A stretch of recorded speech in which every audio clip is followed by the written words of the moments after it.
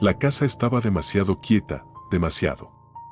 Era una madrugada de finales de otoño, y la ciudad, que normalmente zumbaba incluso dormida, estaba completamente borrada por una niebla espesa y helada. La niebla se había pegado al cristal de las ventanas, formando un muro blanco y opaco que convertía el exterior en una dimensión inaccesible.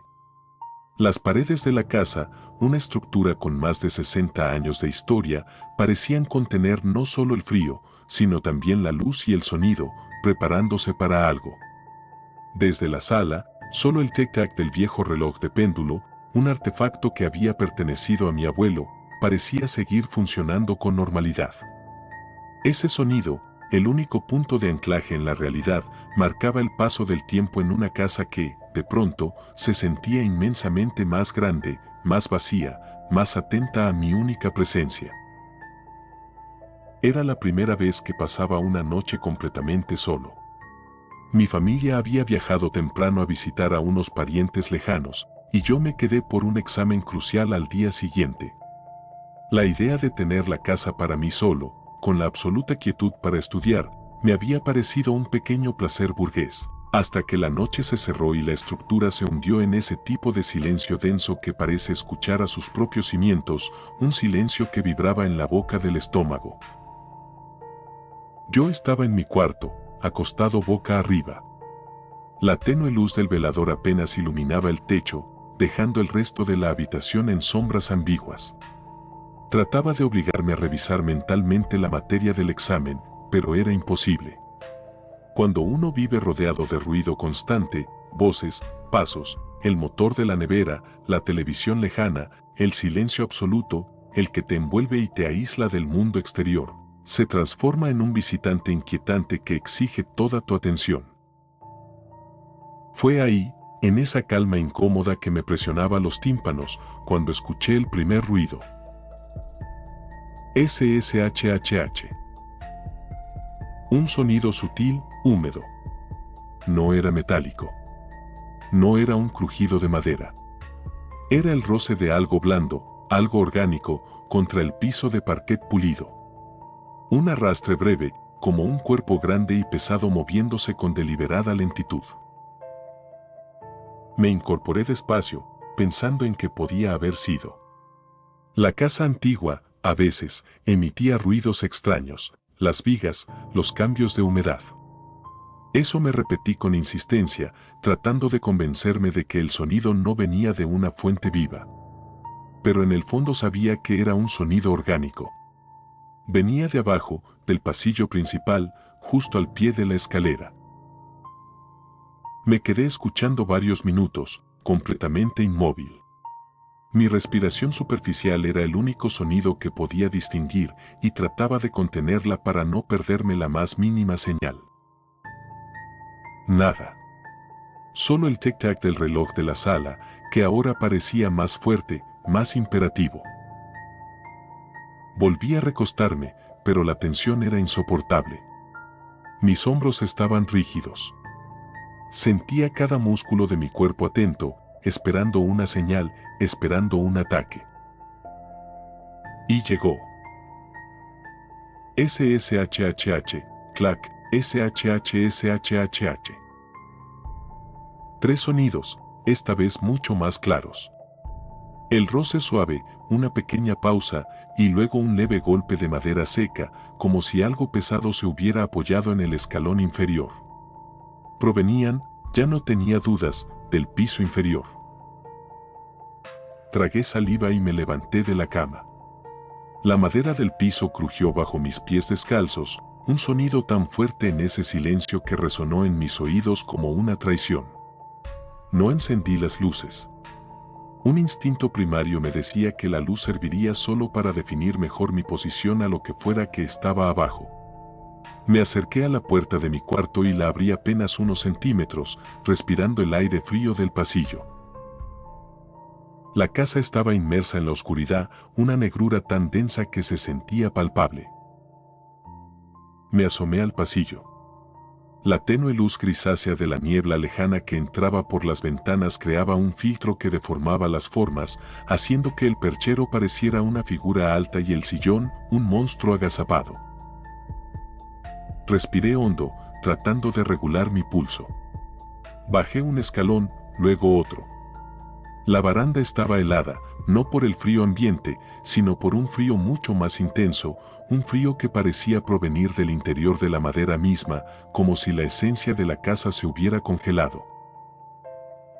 Cuando llegué al último escalón, el silencio volvió a ser absoluto. Me quedé quieto, los ojos fijos en la negrura del pasillo principal, sintiendo el aire frío y pesado subir desde el piso inferior. Y entonces lo escuché de nuevo. Una respiración. No era la mía. Era más lenta, más profunda, pesada, casi un gruñido bajo que llenaba el vacío del silencio. Estaba cerca, muy cerca. Sentí el vello de mis brazos erizarse. Sentí un escalofrío helado subir por mi espalda. Me quedé paralizado, tratando de triangular el sonido. Parecía venir del comedor. O tal vez del hueco de la escalera. El eco de la casa vacía era una trampa que impedía ubicar con precisión la fuente del peligro.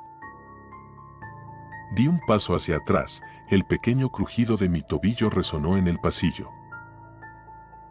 La respiración se detuvo al instante. El silencio volvió a caer como un manto. La entidad estaba jugando conmigo, esperando mi siguiente movimiento. Di otro paso, subiendo el escalón. ¡Tac! No era un arrastre. Era una pisada seca, pesada. Justo detrás de mí. Giré tan rápido que casi perdí el equilibrio, pero no había nadie. El pasillo estaba vacío, silencioso, inmóvil. Pero la sombra al final del pasillo parecía haberse espesado, como si se hubiera acumulado allí. Subí 2 escalones más de un salto y me quedé ahí, en el punto intermedio. Miraba hacia abajo, con el corazón golpeándome el pecho. Quería correr a mi cuarto, encerrarme, pero la idea era más aterradora que la parálisis. Si me encerraba, lo que estuviera abajo podría quedarse justo del otro lado de la puerta, disfrutando de mi pánico. Me quedé sentado en la escalera, acurrucado en la penumbra, varios minutos, tratando de recuperar el control. Justo cuando empecé a pensar que tal vez había imaginado todo, el silencio se rompió. Mi nombre. Susurrado. Desde abajo. Un susurro lento, casi sedoso. Delicado. Pero tan claro como si hubiera estado a medio metro mío. No reconocí la voz. No era una voz de hombre, ni de mujer. Era una voz desprovista de edad o género, una mera articulación robada. Una entidad tratando de imitar el sonido humano. Me quedé petrificado. Los ojos abiertos. La boca seca. Sé que estás ahí, susurró la voz, apenas audible, pero cargada de una intención depredadora, como un cazador que saborea la espera. Vení. La casa está fría sin vos. Me levanté de inmediato. El instinto se impuso a la parálisis. Empecé a subir las escaleras sin mirar atrás. Ya no importaba el ruido.